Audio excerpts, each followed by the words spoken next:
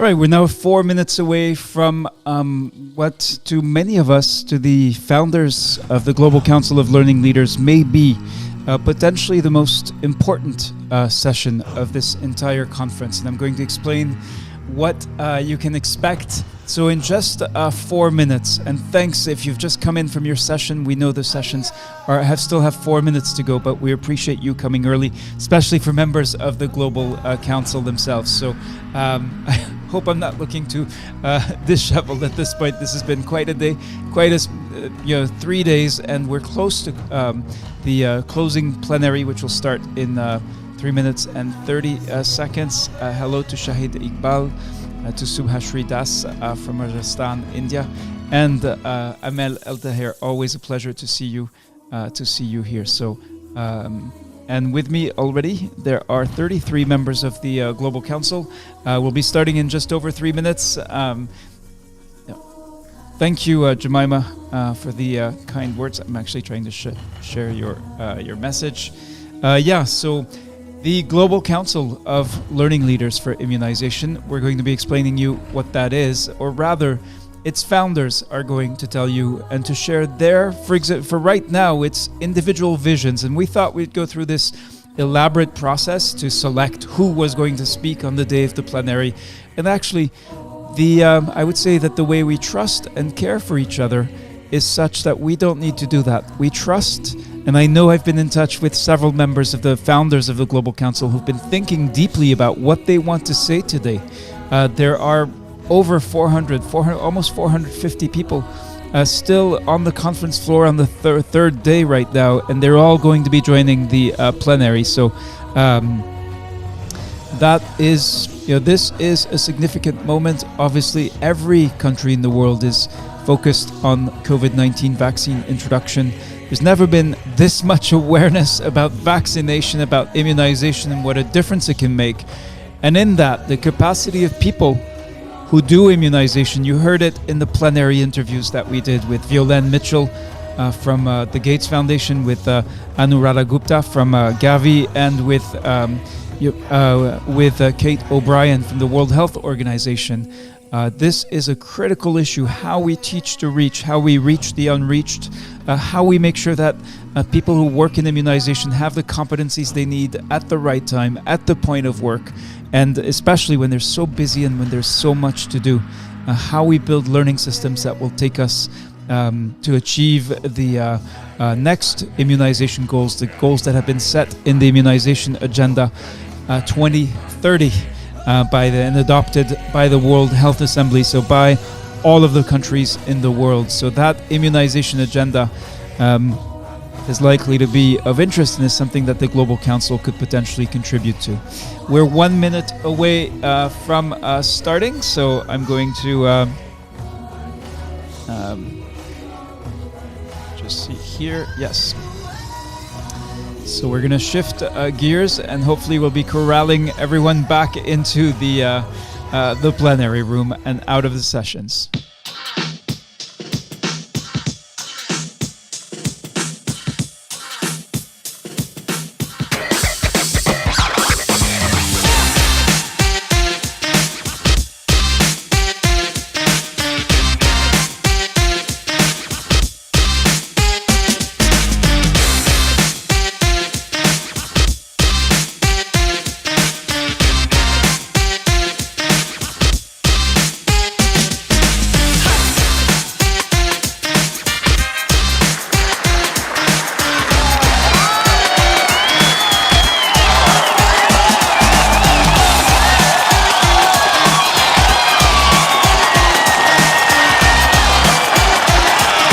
Welcome back to the plenary. I hope you had a great time in the sessions, found them productive and useful, and also spent some quality time with the team leaders, meeting with them and talking to them, getting to know and understand what they're about, what they're trying to accomplish, why and how they're going about doing it.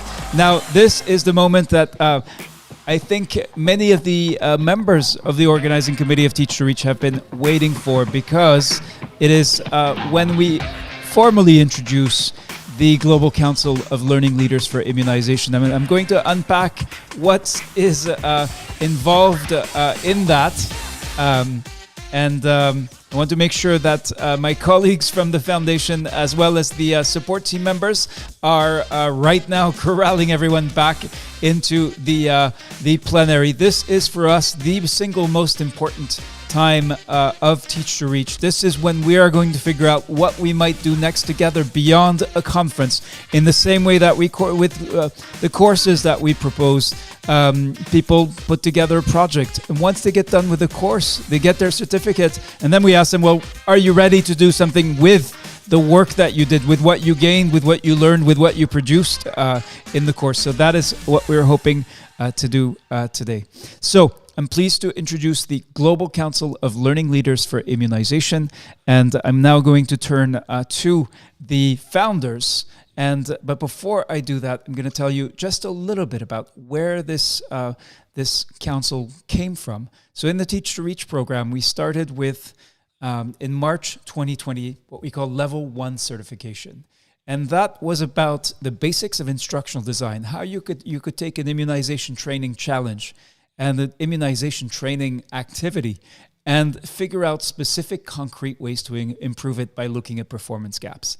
So those technical skills are indispensable. It's just like in immunization. You need to know how to properly administer a vaccine. So with learning, it's the same principle. However, in Level 2 certification, we went beyond that and actually focused very much in the Level 2 certification on something very different, on problem-solving skills, where we had 549 alumni of the Level 1 certification who came together for a intensive workshop in which everyone broke into more than 20 breakout groups. Everyone submitted an immunization training challenge, and everyone then problem solved in the breakout groups, picked a challenge that they would work on, and focused on that in order to figure out how to problem solve and really building problem solving and collaboration skills. At the end of that Level 2 certification, the most, if not all, of the participants in that workshop discussed the question of leadership. And that is where the idea emerged that there needed to be a way of coordinating, of connecting, coordinating, and just empowering people in immunization, whether or not they're training specialists, whether or not they're the learning and capacity building person in their team, to really come together to think about what it means to set a new agenda for not only immunization training, but also learning beyond training and leadership beyond learning. Last 30 years of evidence have shown, in fact, that the single biggest determinant of and between that links learning culture to performance is actually leadership for learning. So that learning culture is the ability to innovate, to create, to think, to collaborate. And the stronger that is, the better that's driven by performance. But that the most significant determinant of that is actually leadership for learning.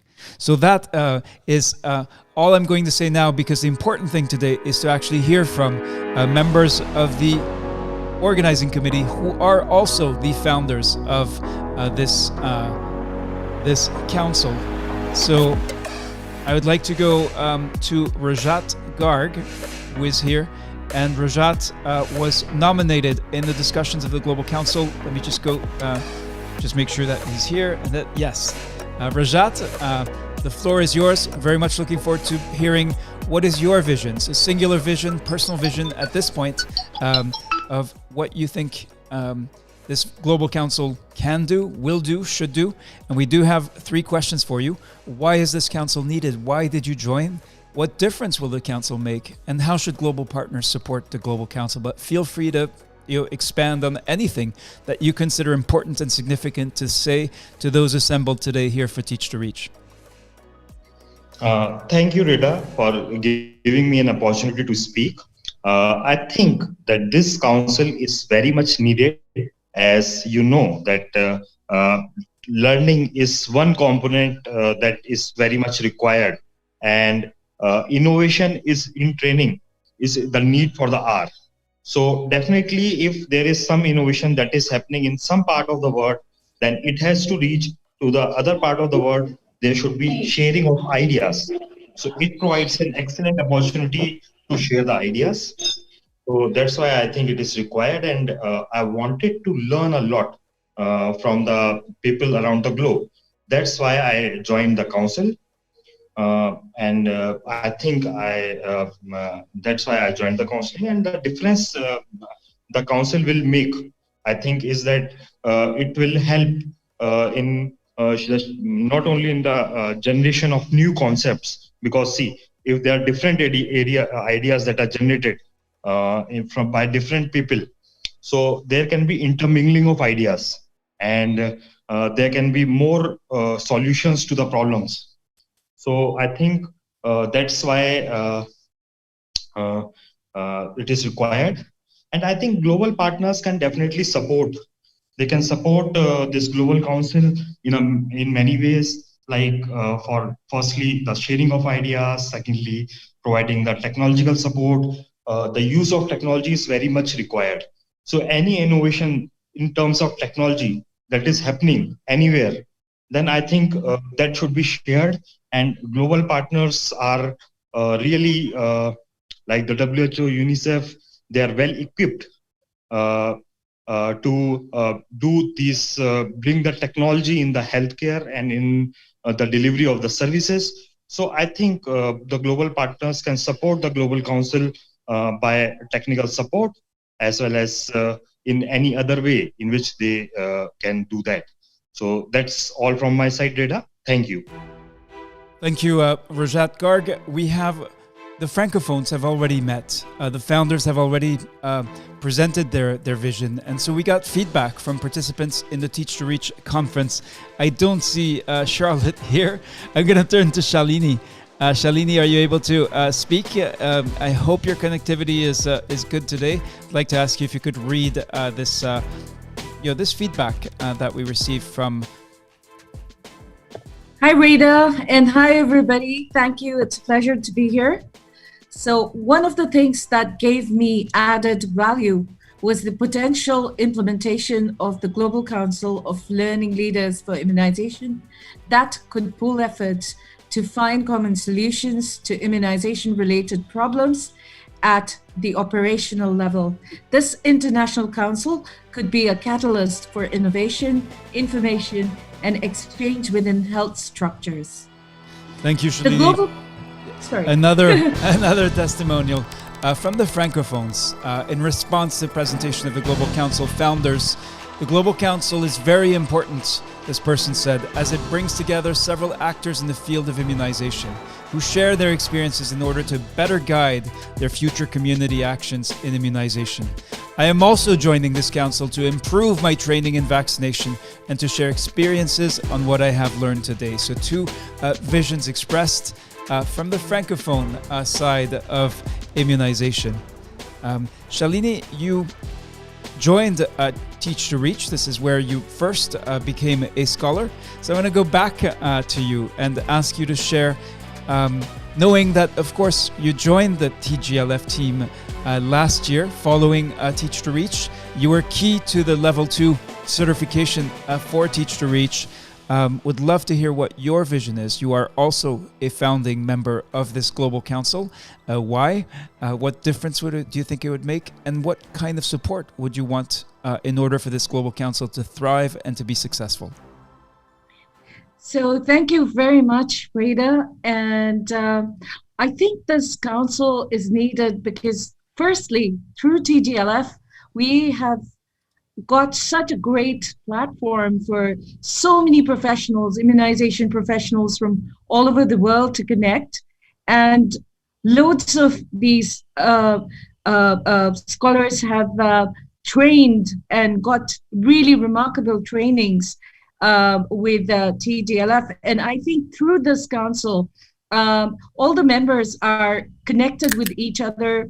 And if partners and the governments use this council as a platform where they can identify scholars or professionals, immunization professionals who are trained in immunization trainings offered by WHO and other partner agencies as well through TGLF, they would have a pool of trainers and pool of professionals who can support countries if required in trainings and learning, because this has been very innovative. And of course, they can also bring to the table innovative approaches that are being used in immunization across the world. Thank you, Reda. Thank you, Shalini. We have remaining in the house 435 Teach to Reach conference participants. That's amazing. There's another 223 people who are on the social media platforms, so Facebook, LinkedIn, and Twitter. Feel free to share your comments. What are your thoughts on this global council? Does this idea make sense to you? What would it actually do? Would it be, as Shalini describes, as a kind of, would it have a technical function of providing qualified trainers? Would it have a function around vision or strategy? What are your thoughts? We're not claiming that we know that we have the recipe. This is a very different from a sort of more conventional approach to developing a kind of coordinating body or network, but conventional approaches are not necessarily giving us the results that we need. So I'd like to now turn to our next speaker from the members of from the founders of the Global Council. And this time I am going to ask for a volunteer. I know many of you have been thinking about this and have a lot to say. So please do raise your hand. We'll wait. We'll give you a few minutes, a few seconds really. But we're eager to hear from you. And we know we've had many exciting discussions about the potential of this Global Council. The floor is yours, members of the organizing committee. Please raise your hand, otherwise you know what's going to happen. We're going to turn to Charlotte so she can designate our next speaker. All right. And looking for the great comments as well. Remember, the conference is not over right now. We're doing the presentation of the Global Council, but right after that, we have an awards ceremony for many of the participants in 2020 who successfully completed either the Teach to Reach Level 2 certification or the COVID-19 Peer Hub. All right, Charlotte, I guess it's over to you. Thank you very much, Reda, and greetings to all dear founding members, potential founding members of the Global Council of Learning Leaders.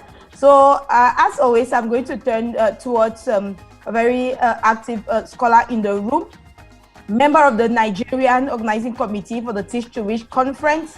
I'm going to invite Anu Rotimi. I hope connectivity will be on your side today. Can you just unmute yourself and you answer the question? Tell us what you think, what could be your vision of the Global Council of Learning Leaders. Anu Rotimi? Can you unmute yourself? All right, Anu, we're asking you to unmute. Maybe Anu is having issues with connectivity. Yep. If not, I'm going to invite Jaffa. Jaffa, I saw a very interesting comment in the chat. Okay, I see the hand raised. Oh, I'm not seeing the hand raised. Whose hand was that? The hand, it went down very fast, so it was really accidental. All right. But I would like to read a comment here from Jaffa Sani Reda. You say, I'm happy to join the Global Council of Learning Leaders of Immunization. I know it will definitely improve me, and we will learn from each other. Thank you, Charlotte. I see Dr. Sidalingaya has unmuted. Dr. Sidalingaya, warm welcome to you. We're eager to hear what is your vision for this Global Council. What are your expectations? What are you thinking and feeling about this initiative that was really germinated in October and is being launched today? Yeah, thank you, Reda, for a wonderful conference experience.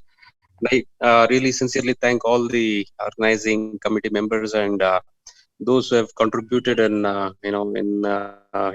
making this a reality and enabling so many scholars who are working all over the world to fight COVID pandemic and also at the same time to sustain immunization services. So I think this Global Council is a very, a very good platform and a sort of collective especially for those who are working as well as who are interested in this immunization area. For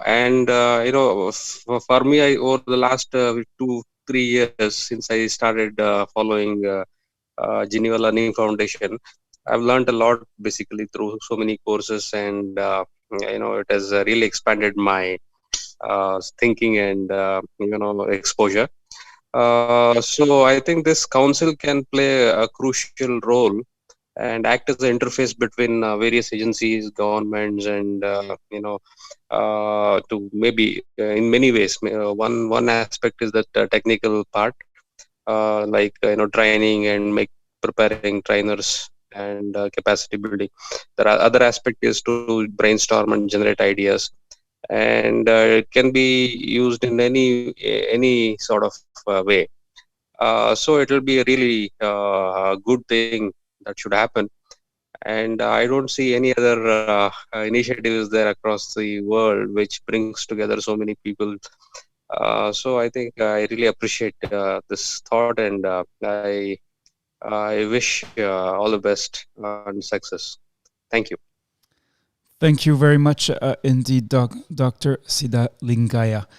Charlotte, do we have any other raised hands at this point? And are there any? No other hand raised, Reda, but there is a comment from Faruq Yahaya. Says it's really great to have joined this global community, and hope that country scholars will advocate for partners in countries to utilize this knowledge base and benefit from experiences of other scholars. Now we see the hand raise of Jafar Sani. So Jafar, if you can unmute yourself, you have the floor. All right. Okay, hello, good evening, or let me say good morning, good afternoon, good evening, everyone. Are you with me? Yes, we receive you loud and clear. Okay, that is great. Always, I am Jafar Sani from Kaduna, Nigeria. Let me start by thanking Dr. Reda and our able Charlotte for being with us always, and whensoever we need any help, we really appreciate your effort. Thank you very much. The reason why this Global Council is needed is because really we are in a challenging time. The immunization leaders, the immunization professionals all over the world. So the council will help in working together hand in hand with the immunization professionals and the professionals in the COVID-19 vaccine introduction to see that we achieve the stated goal. And at least we will learn from each other. I will learn from you and you will learn something from me, since it's a combination of different countries that come together to share knowledge and experience to each other. I think the council will make a very significant impact in having a successful vaccine introduction in our respective countries. Thank you very much. Thank you very much indeed, Jafar. And yes, many different things, ideas emerging on what this Global Council would do, how it would do it. This is how we've started now several times. When we first built the Impact Accelerator was built on two pillars. One was the research done by Professor Karen Watkins and her colleagues. And second was actually working with scholars over the course of many weeks to make sense of what would actually be the best way to move forward with the course projects that so many of you had already done things without any support. And that's where we said, well, let's see what happens if we work together on these core projects, and remarkable things happen. When COVID came and we began to meet in the middle of the Teach to Reach program, we did not know exactly what this idea of the COVID-19 Peer Hub would turn out to be. And it is by working with you, by listening through dialogue, through more than consultation, more than the usual sort of listening exercises, but actually working hand in hand with you that we built the COVID-19 Peer Hub together. And today, we're again embarking on this on this journey to figure out how we can take the Teach to Reach mission, the original agenda articulated in 2015 and 2016 by the people who organized a series of hotel-based conferences, and transform the way we do things while keeping the original mission in mind. So with that said, I'm going to go back to our next speaker. This is really your time. You have put a lot into organizing this conference, into making it work. I see Faruq Yahaya has raised his hand. Charlotte, should we hear from Faruq? Yes, Reda, definitely we'll hear from Faruq, and I have a number of people lined up also that we want to listen to. All right, let's go with Faruq. Faruq, I'm asking you to unmute. You need to, yes, the floor is yours.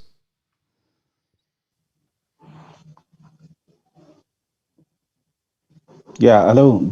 I'm really grateful to be here. Please introduce yourself, Faruq. Tell us who you are, where you work, what you do. Yeah, hello. Yeah, my name is Faruq Yahaya. Yeah, hello. We hear you loud and clear. There may be a delay, but please proceed. Okay. Okay, my name is Faruq Yahaya. I'm calling from Nigeria. I'm currently in Kano. I'm a health entrepreneur in Nigeria. I manage a healthcare paid investment and consulting services limited, and we have also a health foundation which helps in immunization programs in Nasarawa State, to be precise. Yeah, I think the aim of this program has been very, very enlightening, very educative, and the facilitating process has been really great. It is the learning aspect has been very consistent, and then the organizers have been very swift. And the suggestion about the establishment of this council is really going to be great.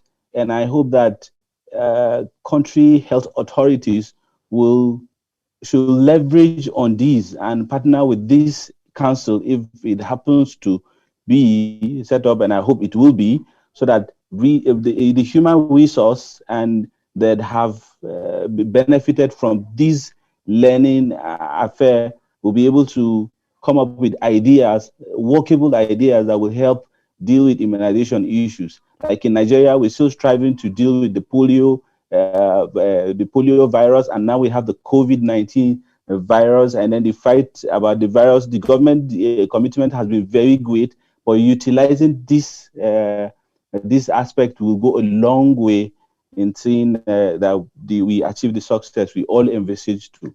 Thank you so much. Thank you very much indeed. Charlotte, back to you.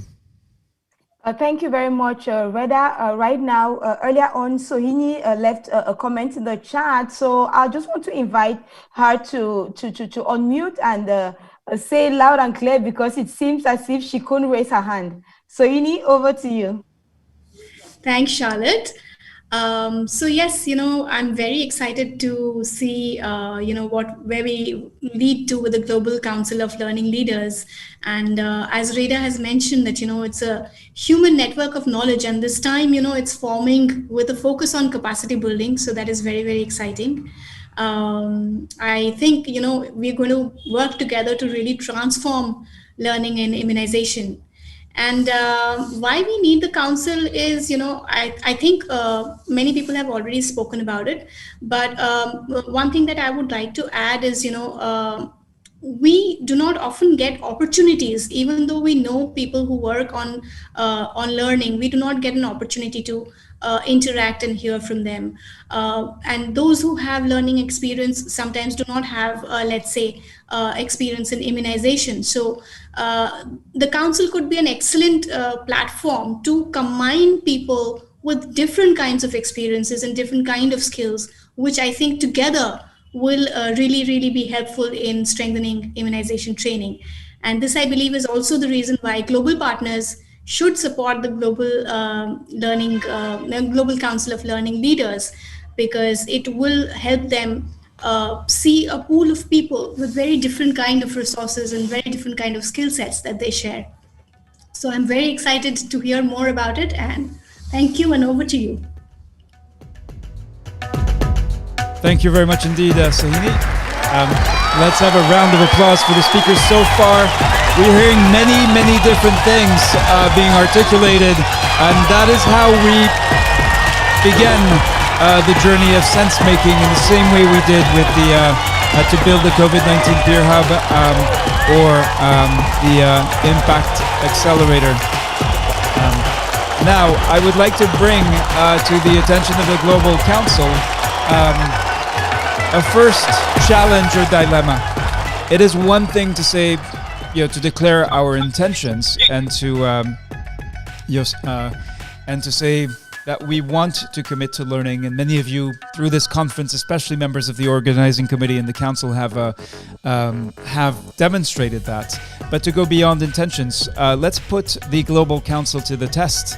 So here is your first challenge, founders. Some international donors have expressed doubts about the value of training, and specifically concerns about motivation based on per diem, paying people to attend training. How do you view this situation? What action, if any, could the Council take? Should this be something that the Council of Global Leaders stays away from because it's potentially controversial? It touches at what, for some people at least, helps put food on the table. Is this something that should be a priority or not? How do you view this situation? And what action, in line with the different kinds of vision statements that we heard, what action could the Council take? Let's put the Council to the test. Who would like to speak on that one? Let's go to Rogers. Rogers, the floor is yours. And of course, please do tell us, you haven't spoken yet, why the Council is needed, what difference does the Council make, and then let's talk about a dilemma or challenge that is before us, if you will. Okay, good morning, good afternoon, good evening, everyone, irrespective of where you are. I'm Rogers. I'm Kani Rogers Bariture. I'm a consultant with CHAI, Nigeria. I'm calling from Nigeria. First and foremost, I want to thank Reda and the team. It's been amazing. It's been so innovative for me. This Global Council of Leaders is very needed. It's very essential because for me, most often, our policies and the SOPs around immunization are most often top-down designed. That is, the policy comes from those at the top. But with a council like this, policies can be driven from the bottom, a kind of bottom-up approach that is implementable, meaning that those that have experience, those that are working on the field, that are also learning as things are emerging. Because sometimes those at the top, at the global level, at the top administrative level, they don't see things as they emerge at the context. So for me, a council like this is essential because policies and SOPs will be changing rapidly by the implementers themselves. So first, I really commend this initiative, and I will go all out for it. I will support it within my own capacity and ability, and I will participate actively when passed. Hopefully, I know it will be passed. Yeah, for the dilemma you said about, I don't know, Reda, can you put in the slide again, please? Yeah, so some international donors have expressed doubts about the value of training, and specifically concerns about motivation based on per diem, so where people are paid to attend training with little or no results in terms of performance gains. How do you view the situation? And on something like this, on an issue like this, it's complicated. It's a systemic issue as well. What action could or should or would the council take, in your opinion? Okay. Reda, you and I can attest that one of the things we learned from the Peer Hub, COVID-19 Peer Hub, one, it motivated participants to take action because we are getting training from our peers. Or we are getting live training from our peers, we are learning and we are implementing it. So a lot of testimonies that came could attest that actually training has enormous value to add to immunization system. No one can research, a plethora of research have shown the importance of training capacity building on any program is very essential. No matter if you have the infrastructure, you have all the tools needed, without training and capacity, enhanced capacity of those that will do it, most often the program will fail. So for me, I differ from such donors that concern. Yes, I don't care the amount you spend in training and retraining. For me, from my perspective, I don't care the amount you spend in training. So what the council can do, we can put a performance-based evaluation mechanism. For instance, when the council members undergo any training, we see the performance at their workplace before the training, and we also evaluate the performance of the program after the training. And testimonies and evidence-based kind of report can be a framework of evidence-based can be put in place by the council to actually see the value addition of our trainings and the capacity building. Thank you. Thank you, Rogers. Our next speaker, I see many hands raised now.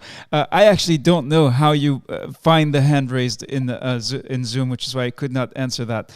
Let's go, Charlotte. I'll let you choose, keeping in mind all the considerations about having people from many different countries speak, gender representation, and so on. Over to you. I'll let you make the hard decisions. Yeah, really. Okay, so now we have had to listen to Sohini, India. She's a lady, Rogers, Nigeria. So we are going to take Samuel Maloge Badiekang from Ghana. And then afterwards, we'll go back to Mohammed Taimo from Pakistan. And then we'll revisit Tanushree Mondal. So over to you, Samuel. Samuel, your mic is unmuted. Can you go ahead, please?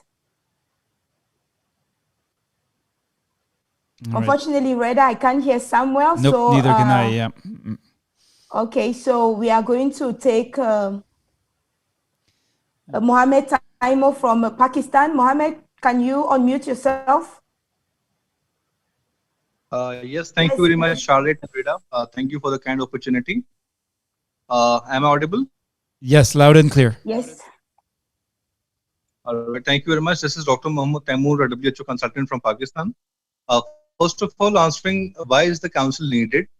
So, like I started my journey with the TGLF from this one, and then the adaptive learning leadership and the Teach to Reach and Peer Hub. So gradually, with the passage of time, the platform has improved a lot, and we have learned a lot. Capacity building was there.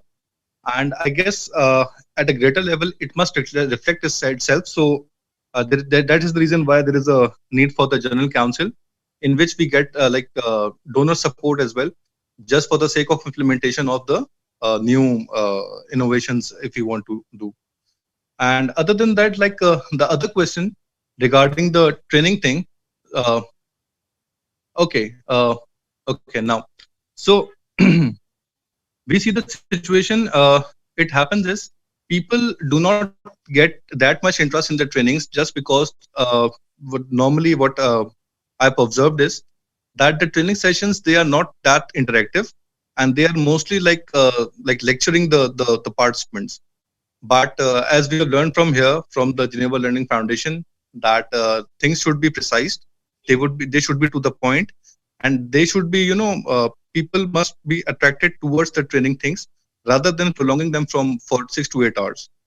And regarding the payment schedule or per diem, what could be done is, as a council member, the pre and post test could be kept, like to assess the knowledge of the participants, that before the training, what is their understanding, and later on after the training session, what is their level of knowledge or understanding, to just check the trainers and the participants as well, I guess. Thank you from my side.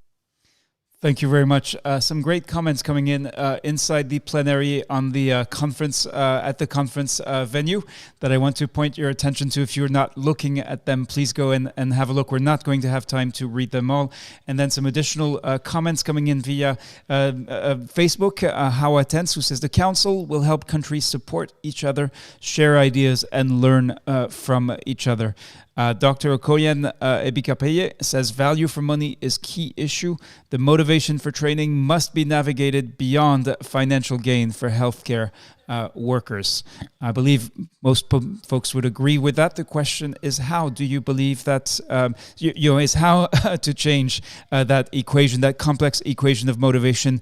Could something like the Global Council, a group of people who decide to change things for immunization training, to improve them, to make sure that immunization training matters, that it's a good buy or a best buy for countries and for donors that support countries? These are the questions before us. Charlotte, who's next? Okay, so Tanushree has had her hand raised for a long while now, Reda. So I think we could give her the chance to speak. Yes, indeed. Tanushree. Tanushree, please unmute. All right, so she does not seem to be able to unmute. Yeah. So we'll take. Okay, she's unmuted now. And thank you, Charlotte. Am I audible? Yes, the volume's not very loud. If you can speak up or increase your volume. Reda, and thank you, Charlotte. Am I audible? Yes, but you may not be hearing us, or there may be a delay, but please proceed. The floor is yours. All right, looks like Tanushree cannot hear us. All right, these things happen. This is normal and healthy, and yes, please go ahead. Okay. All right. Okay, so as the definition of council states that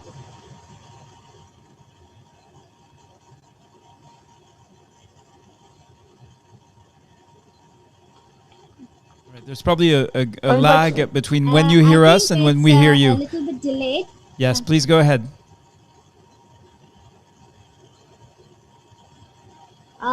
It is an advisory administrative body of people who are formally constituted, and they meet regularly.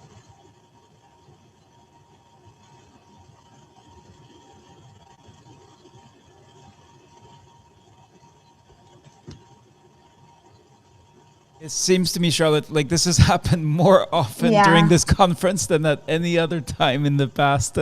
We've heard Tanushree speak many times. The council has got roles and responsibilities, and as we find that the Teach to Reach conference is a one-time affair, but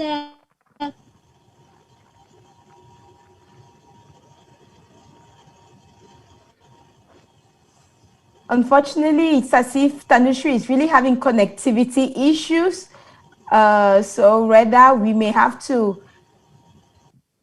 go to another person, and hopefully, Tanushree, if you could just type in your thoughts in the chat, we'll be delighted to read them. Yes, that's great. Thank you, Charlotte. All right.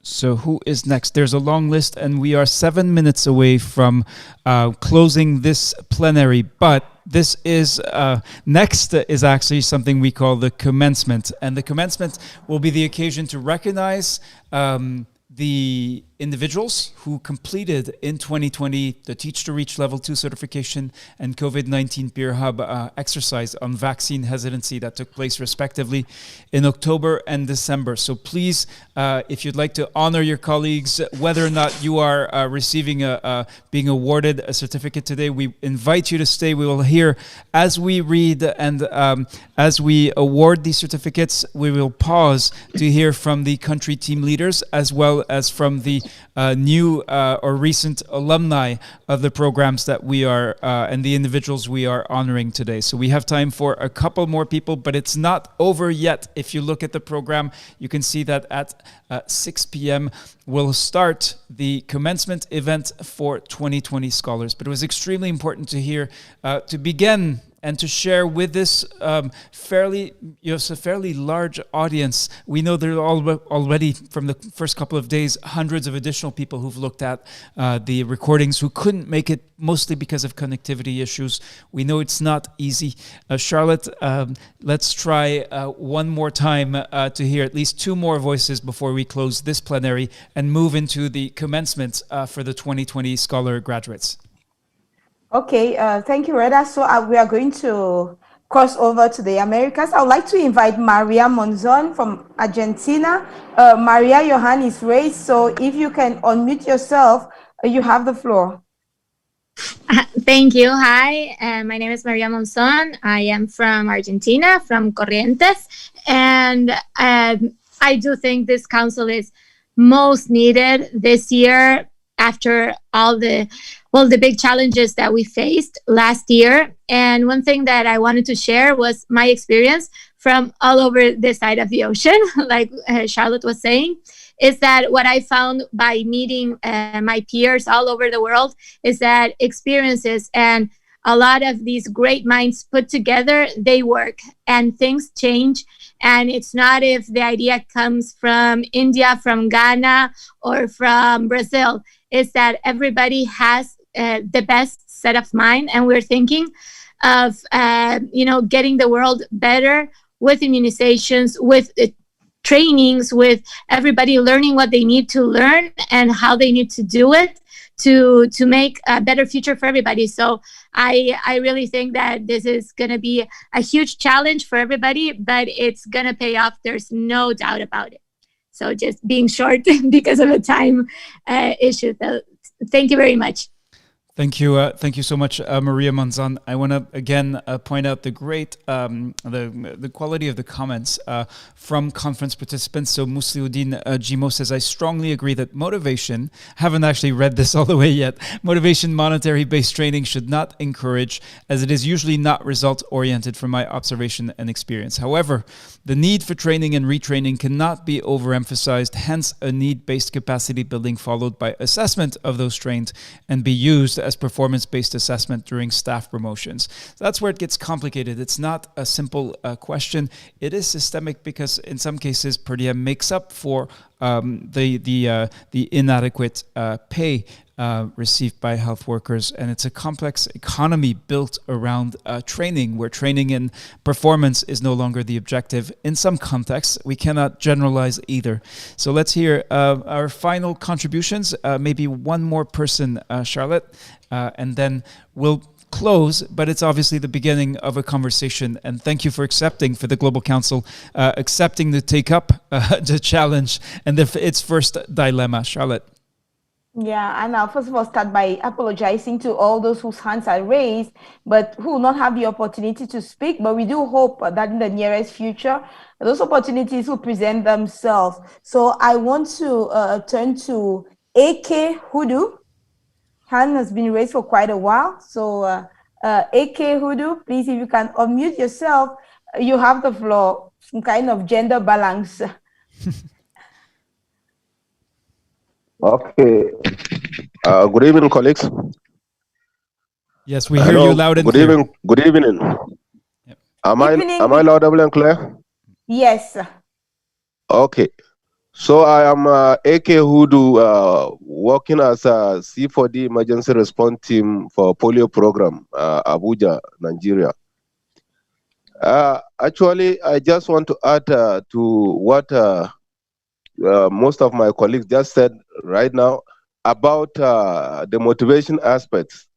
You know, training always has to be conducted at the community level.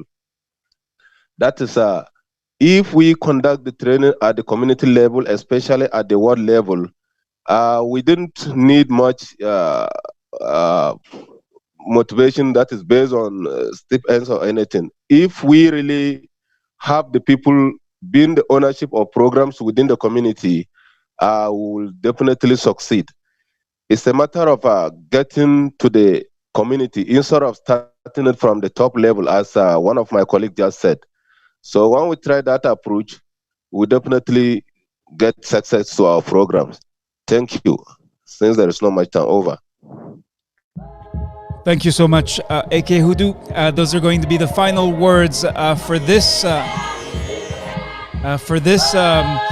closing plenary of Teach to Reach. It's not over though, because we're going to now launch, say 5 minutes from now, we'll start a few minutes late for technical reasons. We have to set up the session, but we'll start the commencement ceremony for completers of the 2020 Teach to Reach Level 2 certification, as well as the COVID-19 Peer Hub Exercise 2, focused on vaccine hesitancy. This feels like we're having to, this is ending on a cliffhanger. What will we do next? 1 month from now, so the week of the 22nd of February, we'll be reconvening a meeting of all those who participated in Teach to Reach and who'd like to go further. Founders, of course, of the Global Council, but also any participants who can feel that there's something interesting there. And we're not saying we have it all figured out. We do believe at the foundation that if we simply brought the usual suspects together, if we brought together people with an interest in learning, maybe who've been doing training in a long time at the global level, and asked them to lead change, that we're not convinced that we would get the change that is needed. So trying something new is a necessity, an imperative, I would even say a moral one, in the face of the complexity of the challenges that we have before us. Once again, I'd like to ask you to give a round of applause. I'd like to especially honor the members of the organizing committee. They started out 282 from 35 countries. Who took on the challenge of organizing this conference, and I would say, in my opinion, they have delivered. You heard them facilitating, moderating.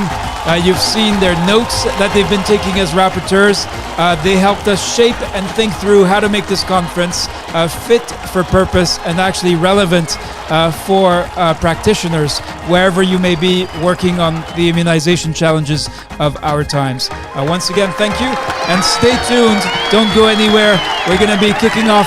We're going to stop this session and then starting up the commencement in a couple of minutes as quickly as we can. Thank you and goodbye, or see you in a minute.